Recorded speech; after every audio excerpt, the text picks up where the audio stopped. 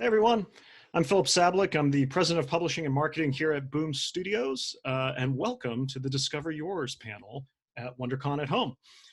So by way of introduction first, we are Boom Studios, and it is a big, bold name. That boldness is no accident. It's embedded in the DNA of who we are.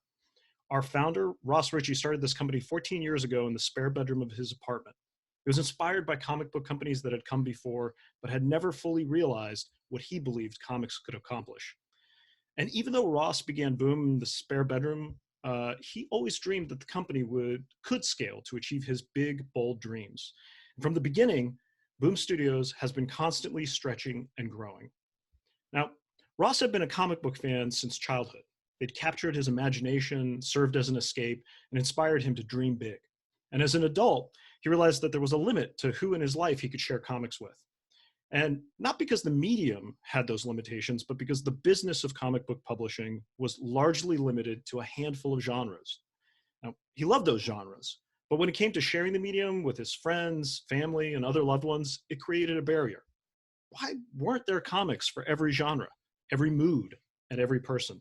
Why weren't there comics everywhere? Why was it that everyone had watched a movie, read a book, listened to music, but not everyone had read a comic book? And answering those questions is the reason that Boom Studios exists. We want to make new comic readers, new comic collectors, and new comic fans until comics are like the other forms of entertainment, ubiquitous. And we want to be the entry point into the world's greatest form of storytelling and spark a lifelong passion for the medium of comics. We want to be the one place where you can find comics to share with people in your life, to create that same sense of community we get from movies, TV shows, music, and books. So whether you're one of the millions of people who have never read a comic book or graphic novel, or are looking for that first comic or graphic novel to share with someone in your life, we want to help you discover yours.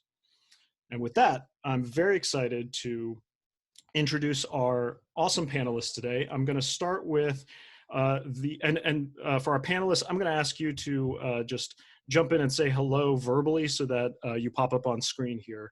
So I'm going to begin with Carly Usdin. She is the creator of the Avant-Guards as well as Heavy Vinyl for Boom Studios, in addition to being an amazing and accomplished screenwriter and director. Carly, say hey. Hello. And Carly's collaborator on the Avant-Guards is artist Noah Hayes.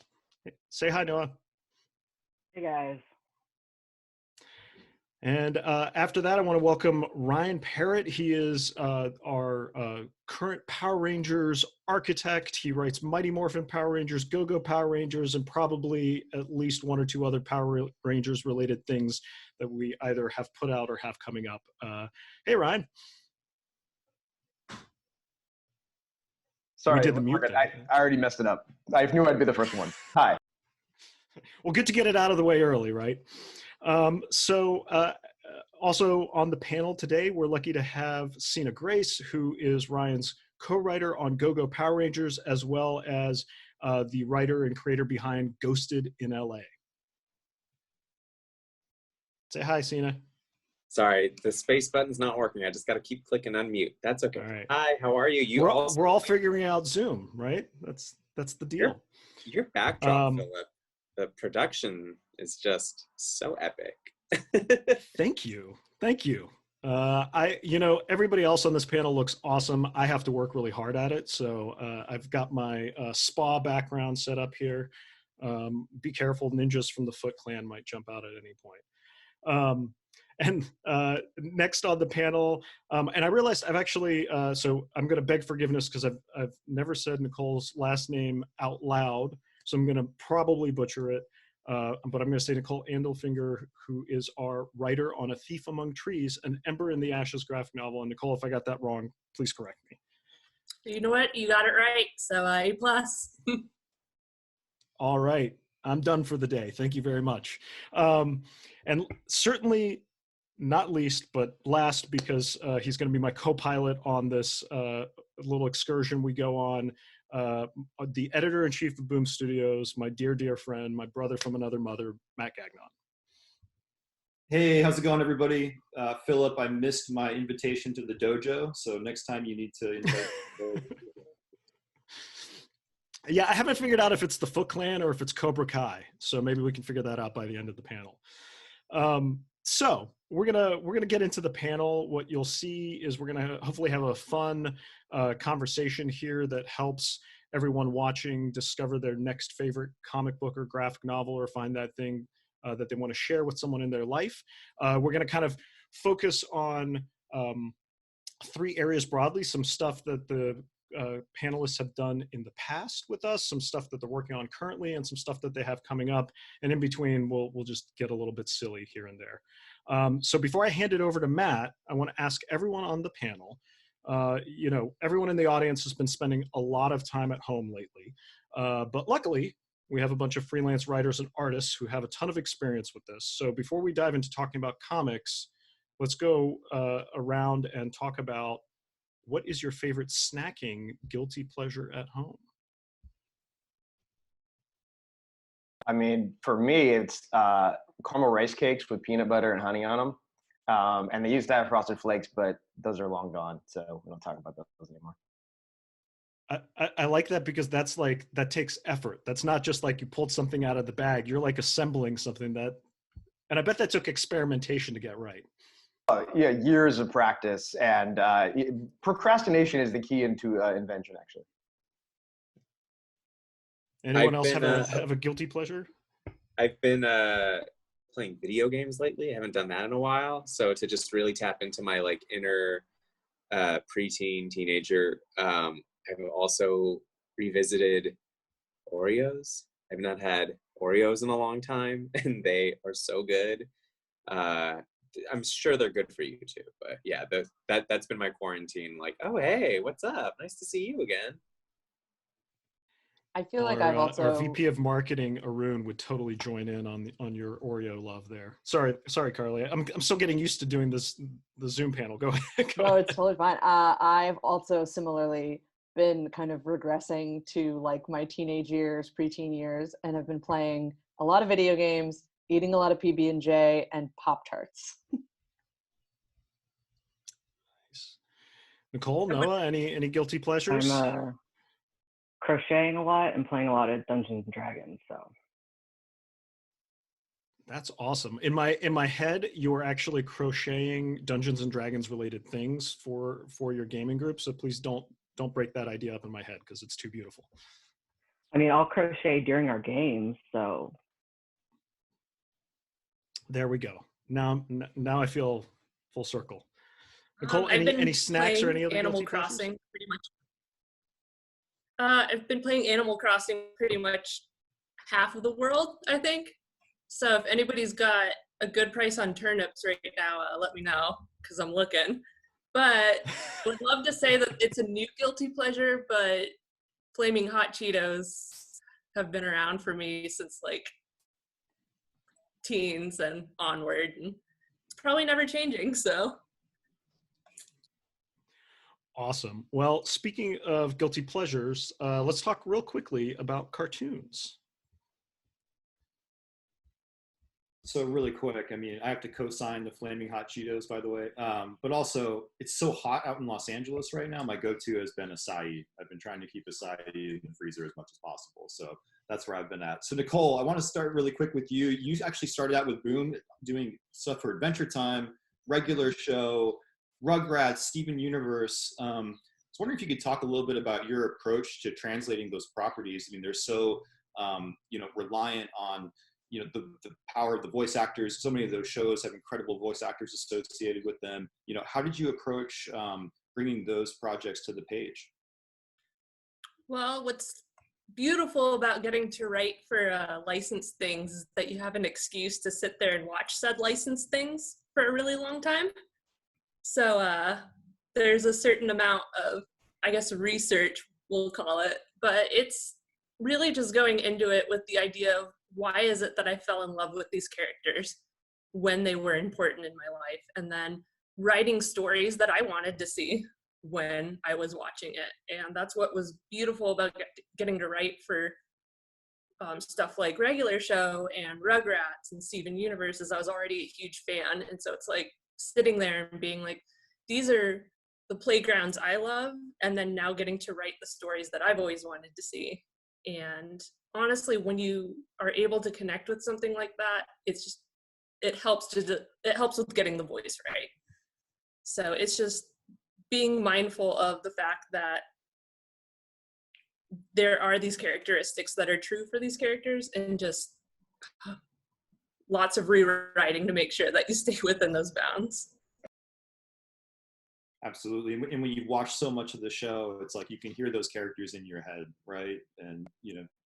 Oh, absolutely. I still go around quoting regular show, even though I haven't written for that in a while. And there's just some things that'll never die.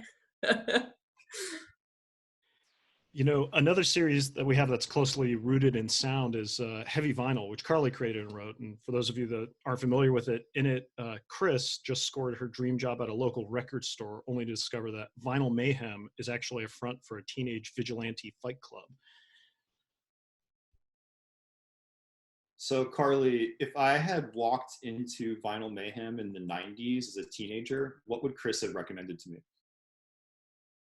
Oh man, I mean, it depends at what point in Chris's evolution you got there. If it was like when she first started, she would have no clue what to recommend to you, and she'd have to ask somebody else. She'd ask like Kennedy or something. But generally speaking, I think since Chris is kind of based on me, I would just say the albums I would offer up to you, which would probably be some Lauryn Hill, some Placebo, some TLC, Letters to Cleo.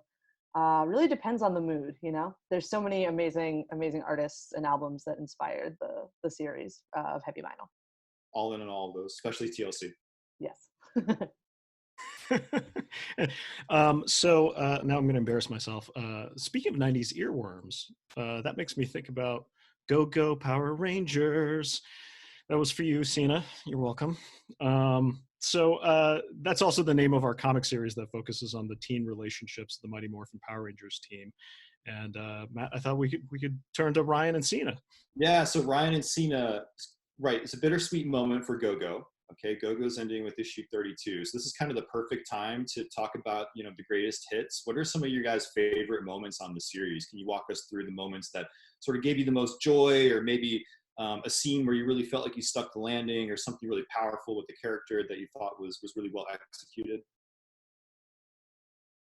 I'll let Ryan go first, because it's his baby, his ship, and I just got to, like, you know, got to be in the back and, I don't know, pull some cords or whatever people that aren't the captain of the ship do. It's our baby, but yeah. Actually, that's how that worked right there. Is like one of my favorite moments is actually we were writing an issue. It's like my favorite part of actually co-writing with somebody. We were writing an issue, and he did the first pass on the scene, and he wrote this really great line from Kimberly saying along the lines of like, Mercury's fading into retrograde or something along those lines. And I was writing Jason, and I didn't know what he meant. So I just said, Jason, go, I don't know what that means, and I'll move on. And it was like the most pure moment of two people just writing two characters. So I really enjoyed that. That was the best part about working with Sina. But for me, the other part that was probably the best was trying to come up with a monster for Go-Go 22. And I couldn't come up with anything. And so I went down a YouTube rabbit hole, no pun intended, you'll see in a minute. And I found Conan the Barbarian, the musical, which is, if you have not watched on YouTube, go see this immediately after this panel. And as it's this guy like singing as Arnold Schwarzenegger. And I realized we needed a barbarian bunny rabbit as the monster, and the character was named War Bunny. So that came from, so that's my favorite moment so far. Co-writing gold moment that, like, is only between you and me, not even our editor Daphne like got to be a part of this. But there was like 1 month, I can't remember what book, what issue it was, but we were so strapped for like what animal hadn't been turned into a monster, and just our like text message back and forth. Like you would say something or I would say something, and then we'd Google it and be like, no, they did that like in season 17, like, and it was just a really weird conversation, and something that was just shared between us to like, and then also, yeah, figuring out like what power set that monster would have. That was a cute moment. But I would say maybe like, not to, get people to buy the last issue of Go Go Power Rangers, but the final page turned into something really special. There were so many planes to land on that book, and I wanted to do so much with it. And at the end of the day, it's like, okay, you only have this many pages, and there's so much that has to happen here and there.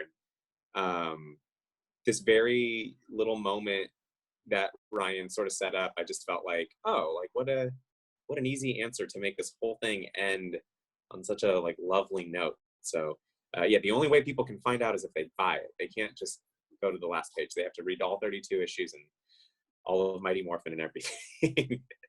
But that, yeah, the last page of 32 is kind of like a really nice moment.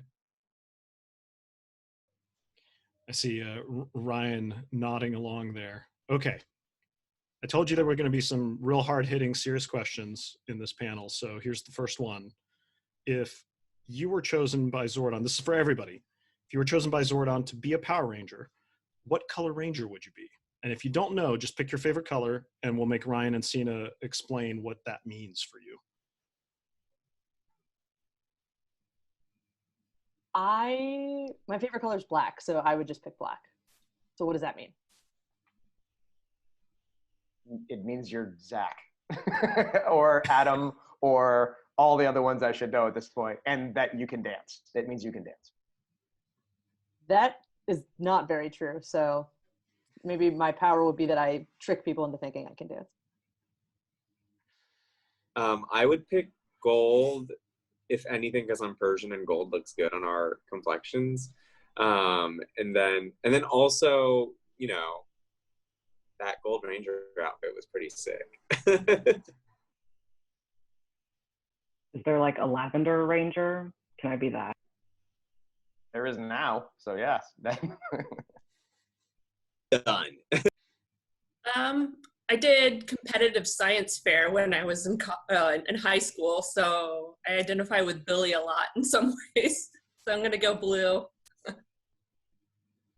And I think I'm contractually obligated to be red, so we got a whole team here. Well done, everyone. Yes. What about you, Matt? Well, I've actually worn the Red Ranger costume once. So I'm going to go with the Red Ranger. Philip and I cooked breakfast for the team once, dressed as the Power Rangers. So Red Ranger was my costume. I'll go with the Red Ranger. It was fitting. I mean, literally, it was very fitting. They're made of spandex, guys. It's awkward. All right, moving on. Matt, you want to take the wheel? Yeah, so one more question for you, Nicole, about the Ember and the Ashes series that you're working on. So The Thief Among the Trees is the first book that we're doing, and I wanted to talk a little bit about your experience working with Saba Tahir, who's just a wonderful author, and I know you've been working very closely with Saba. So why don't you tell us a little bit about that project and what your collaboration has been like with her? Yeah, sure. Saba is an amazing person. She's so creative and does such a good job at creating worlds that are engaging and that suck you in and that also haunt you. And I feel like that's really the hallmark of any great like YA or just of that genre fiction, is that you kind of are left thinking about it a few days afterward. And being able to work with her, it's just been amazing, getting her notes and seeing like the inner workings of how she thinks. And really what my job is mostly just corralling ideas and helping put them into an order that looks good on page. And I love doing it. I love working with her, and I love being able to help her tell the story in a way that reaches people in a new manner so that they can be inspired to hopefully go read the books and then come back and read the graphic novel again. That's awesome. I can tell you, I've seen the work on this book, and the story is incredible. The art is beautiful. And so for all of you that have not had a chance to check out Saba Tahir's series, I highly recommend this one. Thief Among the Trees is the first one that we'll be coming out with.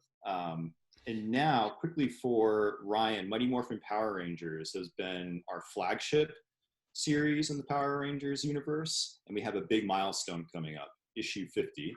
And so I was wondering if you could tell us a little bit about what's going to happen in this milestone, something that won't get either me or you in trouble with the marketing team. So maybe just kind of a tease for us. Oh, I love getting in trouble on these things. Yeah, 50. I can't believe it's got a 50. I mean, it's crazy because it's sort of the payoff of like stuff that's been in there since like issue 25 before I was on the book. So it's actually the culmination of 3 major story events: Shattered Grid, Beyond the Grid, and Necessary Evil. So like, what can I do to get this in trouble? Okay. I guess if you want to see the Stone Canyon Trio kick some butt. Dies, Ryan. Oh wait, no, don't say it. Oh. Well, I mean, everybody dies, but no. But so if you want to see the Stone Canyon Trio kick some butt, you will like this issue. If it has a new Zord combination, which is probably my favorite one in the book so far, so that's nice. There are some special guests in it, some people we've teased, some people we haven't. And the only thing is, though, no one's going to be talking about this year. They're only going to be talking about the last page, trifold reveal. So, that's yeah. So check it out for that alone. Nice work, not getting us in trouble. Thank you.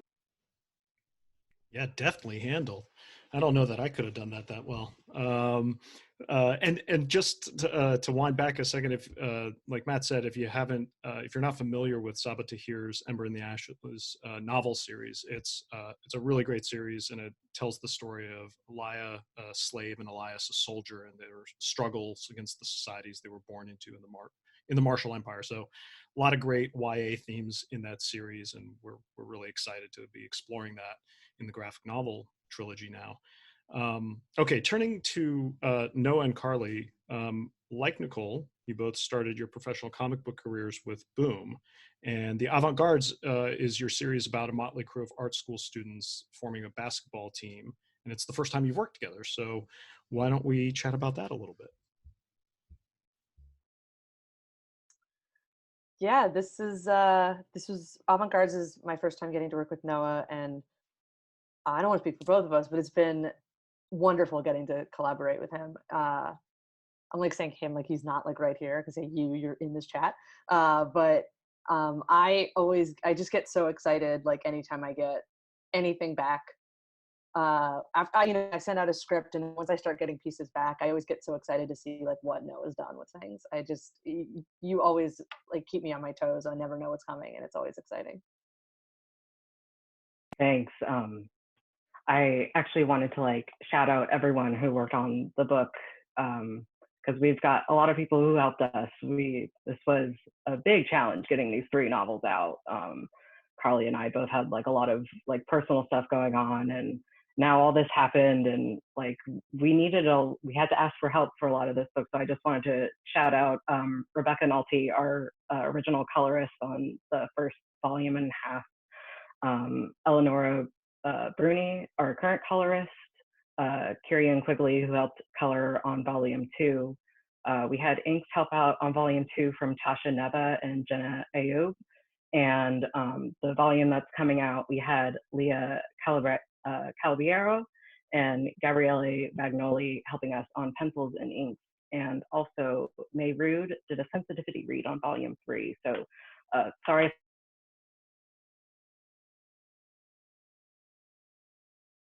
Oh no, what happened? I think we lost Noah. Got cut out. All right, cool. Lost Well, in mid-sentence. it wouldn't be a virtual con without some technical difficulties. So Matt, why don't you throw a question over to Carly, and when Noah comes back, we'll circle back. Yeah. So Carly, one of the things that I love so much about the Avant-Guards is how you brought your own personal experiences in life into the story. And as a lifelong hockey player, for me, I've always been tempted to to draw on that experience and tell a story that takes place in that world. And I'm wondering, is this the most personal project you've ever written? And can you talk a little bit about kind of what you've brought from your own life into this story? I mean, it definitely is a personal story, the Avant-Guards. I think all the things I've written have been really personal stories. I never worked at a record store, nor did I ever secretly fight crime, but I wanted to, and I wanted to do both. And there's a lot of me in heavy vinyl. There's a lot of me in Avant-Guards. There's a lot of me in film projects I've written. But yeah, Avant-Guards is really special because I've been playing basketball since middle school. And it's always been a pretty big part of my life. Right now, currently obsessed with the Michael Jordan doc that's been airing on ESPN. It's really taking me back to that time period of like when I fell in love with the game. And it's been really fun to kind of have this opportunity to get to appreciate the sport. It's kind of my love letter to basketball, especially women's basketball. but also to kind of exercise some of my own demons over the years from playing. So it's been super interesting and something I've been really thankful I get to do. That's awesome. Sorry, Are you playing, Carly? I'm curious. Are you part of a team right now? I am part of a team right now. Not right now because we are at home, but I do play on a team here in LA. And a lot of the book was the positive things about the team, about the Avant-Guards, was inspired by my current team. We're called the Lisas, and are inspired by Lisa Frank. And yeah, we play in 2 seasons a year, but right now we are, just waiting for things to come back. But I miss it so much.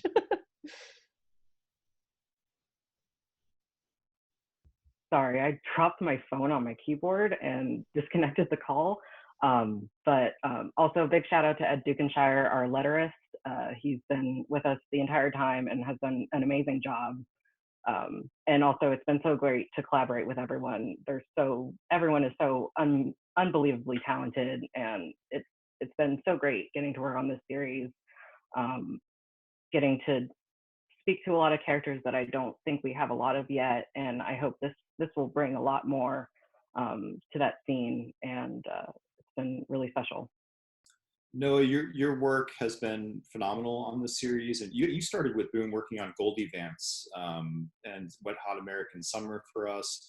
Avant-Guards, now three volumes into this story, is, I believe, the longest project that you've ever done. I'm curious about your journey on this series and sort of where you started as an artist, where you are now, and if you could talk a little bit about the.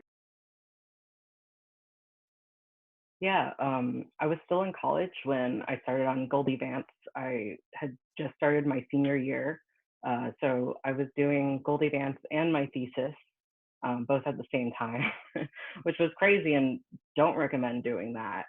And then Wet Hot American Summer I worked on shortly, a couple months afterwards.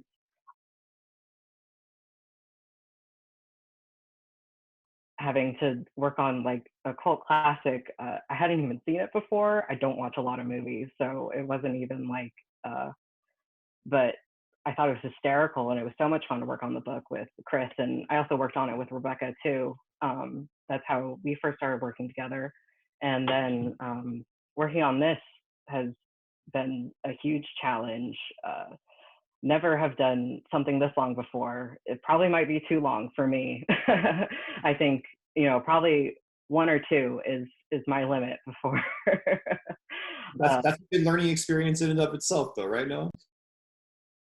Yeah, I mean, like I wouldn't know if I hadn't done it. So I think I've learned a lot about where my limits are, when's the good time to ask for help, how to be a good communicator, how to be a better, collaborator. Like it's not just you in the project, it's you making something with everyone else. And on top of everyone I mentioned, also Sophie and Shannon, our editors, have been incredible, such a great support system.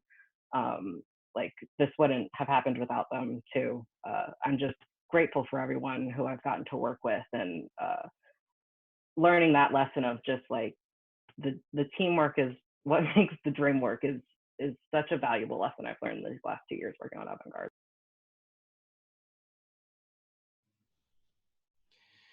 Well, I think that's amazing. And, one of the things that we really, that I think is always very interesting is that from a fan perspective, these books just come out, right? And, I think most fans don't realize just how much work goes into it and how many people it takes to bring these comic books and graphic novels to light. And no, I think you did an awesome job of encapsulating that, but also like recognizing all the other people it took. Obviously, we're lucky enough to have you and Carly here on the panel, but it really does take an entire team to pull it together. Sorry, go ahead, Matt. I was just saying to Noah, jumping into a professional career like you did while you were doing school, right out of school, is so impressive. I mean, where you're at, at this point in your career is just incredible. So hats off to you. Oh, thank you. I'd actually been working sort of professionally for since I was in high school. So it was good to have that experience before I really made it into like more published work and stuff like that. I kind of had my bearings on how to communicate with people and how to, I mean, just communicate in general I feel like is the most, like I tell that to people who ask me for advice, like communicating in this industry is what makes you a valuable like artist and writer and contributor. Being able to just talk to your coworkers and say, you know, like I'm having trouble with this, I need help, instead of, you know, disappearing for weeks and months or whatever. Like it's okay to ask for help and send emails, you know, every day and make sure you respond to people and all that stuff. Like that is the most valuable lesson I've learned from working in the like higher professional art world. That's an amazing point for all creators. You know, I feel like, you know, as editors especially, we always feel like we can help if we know, you know, what's going on, and it's so difficult for us when, you know, as editors, when we're in the dark. And so, you know, we always value creators that come to the table and just say, hey, this is what I need, you know, this is the type of support that I can use right now. It just enables us to, you know, to operate in that spirit of team. So yeah, I definitely agree with that. Well, so one more goofy question, which I don't have a great segue because that was like very heartfelt and sincere, and I feel like I got nothing, gang. I'm sorry, but I do have an Avant-Guards related question, which is, if someone were to recruit you to be the ringer on a sports team, what sport would it be? Just in case you were curious, for me, it would be dodgeball.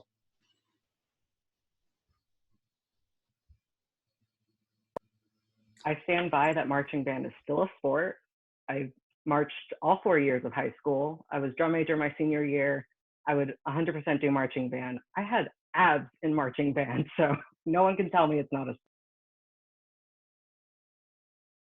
It is absolutely a sport, as somebody who played sousaphone for one season. For sports-wise, in high school, I played competitive badminton all 4 years, so I'm gonna have to go with badminton.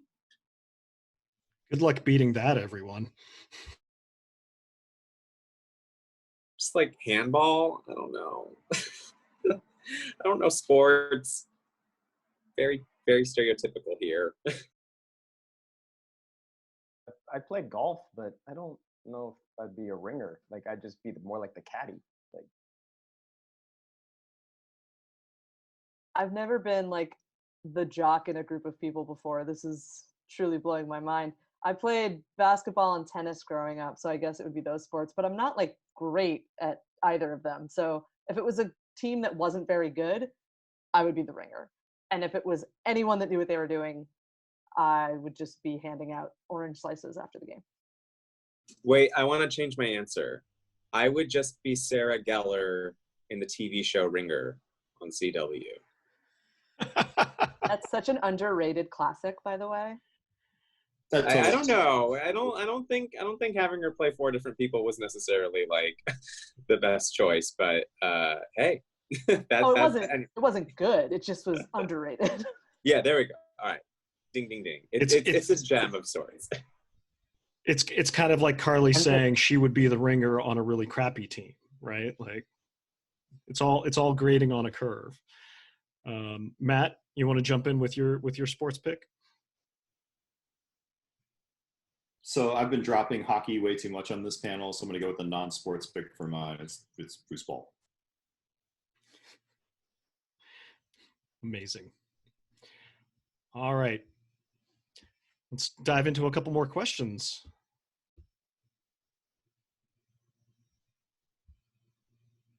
Matt, you're still muted, buddy. How about now? Okay.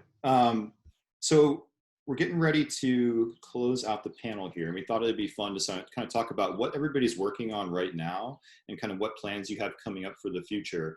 And for extra credit, one thing I'm curious about as we were kind of heading into this panel, I was thinking about this as storytellers, as creative individuals, like what we're going through right now, is this already informing your process? Are you already thinking about, you know, sort of new things that you want to say, or you know, different stories that you want to tell that are sort of either coming up the priority list in, you know, the list of ideas that you keep? Just talking a little bit about this experience as it relates to your creative process.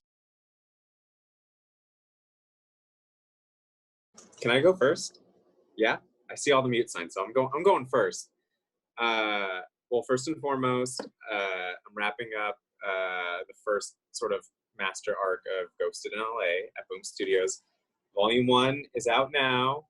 Would appreciate all of the Amazon reviews and orders at comic stores. Support your local comic stores because they're opening up and ready for business. But I will say, I feel like I've kind of been a little bit ahead of the curve because that book is all about people who are trapped in an apartment complex and can't leave. And they're questioning what it is to be alive. So got you there. But I will say that on top of all that, like this entire thing we're going through has made me all the more grateful to be making comics and to have made comics. And it's just sort of revved me up to come back like harder and full throttle. And I think after this, I'm going to be like writing and drawing like so many more books of my own. I'm going to be like, you know what? Watch out, Tilly Walden. I can also put out a 600-page book a year. So Sina, you've been living in Los Angeles for quite some time. I'm curious about some of the, like, you can talk about some of the Easter eggs that you put in Ghosted in LA. It's such an amazing book. I think one of the things that makes it so special is just the verisimilitude because of you being, an Angelino. So if you can just talk about some of those Easter eggs that you put into the series. Sure. Yeah, I'm born and raised here. And the main thing I tried to do, which I'm sure would probably annoyed my artist and colorist, Siobhan Keenan and Kathy Lay, was like, everything is real in the book. Like, if they go into a shop, it's a real shop, and I have to make them draw the shop to reference. And there's an issue where the main character, Daphne, goes to a comedy show, and they're seeing real comedians in Los Angeles doing their like live show, the Bechdel cast. Jamie and Caitlin are super awesome. So they're like, every issue kind of has a bunch of Easter eggs, and I think the weirdest, most me Easter egg of them all is like the fact that like I made the character go to the Hollywood. No, she didn't go to the Hollywood Forever Cemetery. She goes to a different cemetery, but then like in the back of that issue, I recommended my favorite cemeteries to go to in LA because that's who I am. So stuff like that, yeah, like real cafes, real people, real musicians.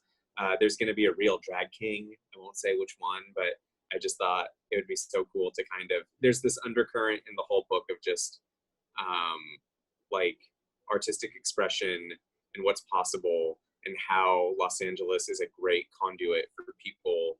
And specifically because it's a, female protagonist, like what women are capable of in the arts. So, every 2 issues, there's like some little artistic reference, or as you said, Easter egg. And I think it's just going to be a really nice read when you get all 12 issues in a book. And then I'm confident we're going to get 12 more. Dagnabbit. Anyway.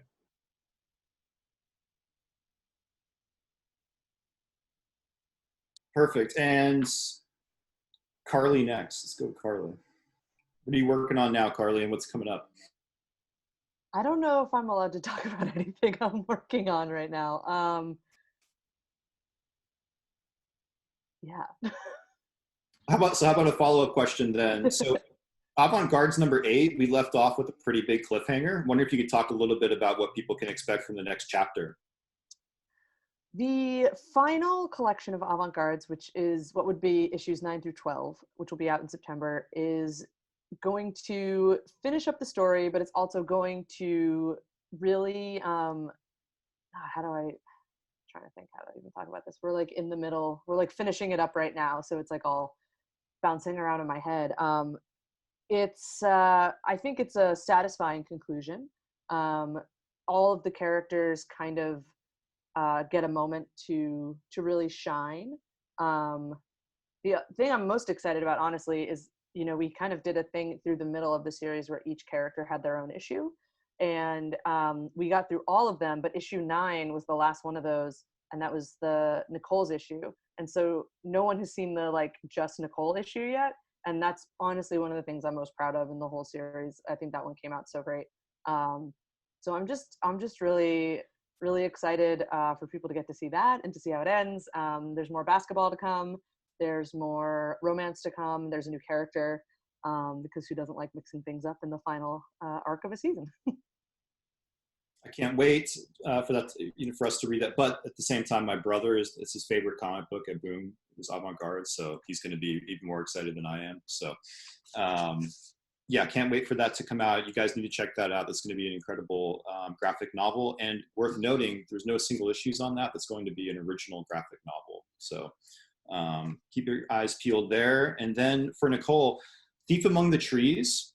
So, really quick before you jump into kind of what you're working on right now, I just wanted to talk a little bit about this being the entry point to the Ember and the Ashes series, and kind of how you approach sort of bringing new readers into this world. Yeah, it's a good question. Honestly, at the heart of any kind of series like Ember and the Ashes, it's connecting to those characters. And being able to write the prequel was such an honor, because I'd already read at that point the 3 novels that were out, and being able to introduce these people to the characters that I loved, and I think that they're going to get what the real core of all of these characters are, and hopefully they'll connect with them like I did, and that will lead them to read the novels, I hope. I think it's good, but I'm biased. But I'm biased too, but it's objectively good. Yeah. What I'm working on now is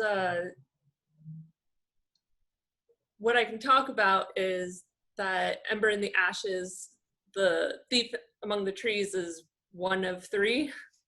There's 2 other prequels that are going to be coming out, and they will be following different main characters, but they're all going to be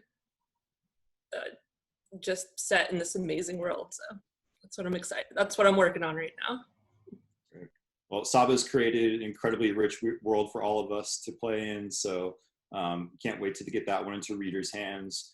Now, one of the things I wanted to talk to Ryan about is kind of the experience you've had all the way through the Power Rangers series, coming up to one of our biggest years yet. So this is going to be a massive year for the Mighty Morphin Power Rangers franchise. Do you feel like all the work that you've done up to this point has kind of prepared you for the story that you're about to tell?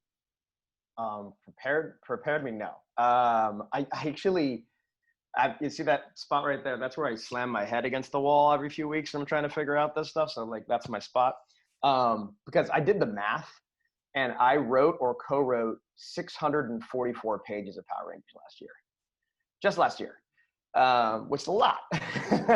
So, which is great. I mean, it's a wonderful experience, and I wouldn't push it past anything. But the nice thing about doing that much over that long period of time is that it has forced me to try and find new ways to tell the stories, and new areas and new characters, and also I think the thing, like, so starting with like Mighty Morphin 51.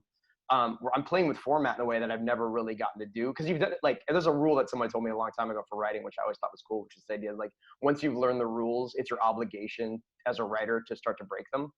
And I feel like I finally maybe know the rules. Hopefully after 640 something pages, I know the rules. But the idea is now to try and find ways to dig into characters in different ways. So like, I'm going to start using elements I've never done in a comic book, in the Power Ranger books before. So, and that's really been fun and exciting, and sort of reinvigorated some of the energy, because you feel like at some point you might run out of gas. But I will say, and just to answer your question earlier about what this has meant to writing during this situation, is like, I think comic books have kept me sane. I mean, being able to have something you care about, and be able to sit down each day and work on it, and find catharsis in it, and find, hang out with your friends a little bit and keep some form of normalcy, and be able to keep creating when so many people can't right now, is just like, it's incredible.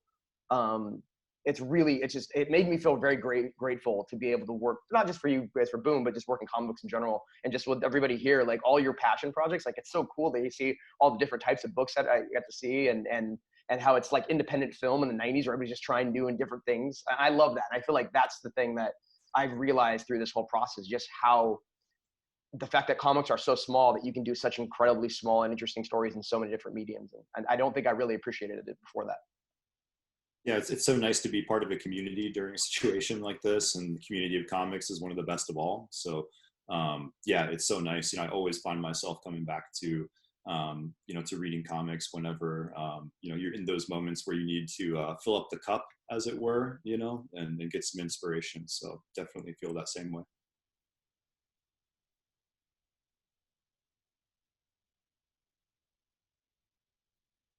I realized I was still on mute. Before we kind of close the panel out, I think I wanted to also check in with Noah and see, obviously you're working on the final volume of Avant-Guards right now, but I was curious if you had anything that you were working on past that you were excited about, or how maybe the current situation has impacted your storytelling. Yeah, I just wrapped on my artistic work on Avant-Guards, and now we're getting all the final inks and colors and that sort of thing, and it's looking amazing. I'm so excited for everyone to see what we have. Like Carly said, I am thrilled about Nicole's chapter. I think it's some of my favorite stuff that we've done. In terms of future stuff, I can't talk about a lot of the stuff I have coming up, but have definitely learned in the process of the kind of stories I want to tell going forward. I'm hoping to do some of my own original content, which is something that I've never even considered before, but now I'm looking at it. Hopefully we'll get to talk about that more once it's become more congealed and conceptualized and ready for public consumption. But really excited about that. And hopefully having some new books come out in the future, if all things go well. But a lot of exciting stuff coming up. Hopefully not slowing down too much, but things are coming. That's awesome. So in closing, I just want to thank all of our panelists for joining us today, as well as my co-pilot and moderating, Matt. Thank you. And most importantly, I want to thank all of you that are watching us for taking time out of your day to let us share our passion for storytelling. Each of the series or graphic novels we talked about in this panel are available for order or pre-order right now, whether we're talking about tons of great Power Rangers content that's available from Boom, heavy vinyl, the Avant-Guards, Ghost in LA, and Thief Among the Trees, the Ember and the Ashes graphic novel. So we encourage you to discover them at your local comic shop or bookstore if you can. And we have resources available on our website at boom-studios.com to find one near you. And lastly, at Boom Studios, we're storytellers. We believe that the medium of comic books is the greatest way to tell our stories. So we get up every day, as you can see, excited to create new fans, readers, and customers for comic book stories. And I think, as a couple of the panelists touched on, right now, we all need stories. We need stories that help us reconnect with our humanity, that will help us make sense of what is happening, what has happened, stories that will allow us to escape, stories that inspire us. And we believe that the stories that we tell matter, and we want as many people as possible to read them. And so whether you're one of those millions of people one of the millions of people who have never read a comic book or a graphic novel, or are just looking for the first comic to share with someone in your life, again, we want to help you discover yours. Thank you so much for joining us today. Take care. Thank you. Yeah, thank you. Bye. Everyone. Thank you, everyone.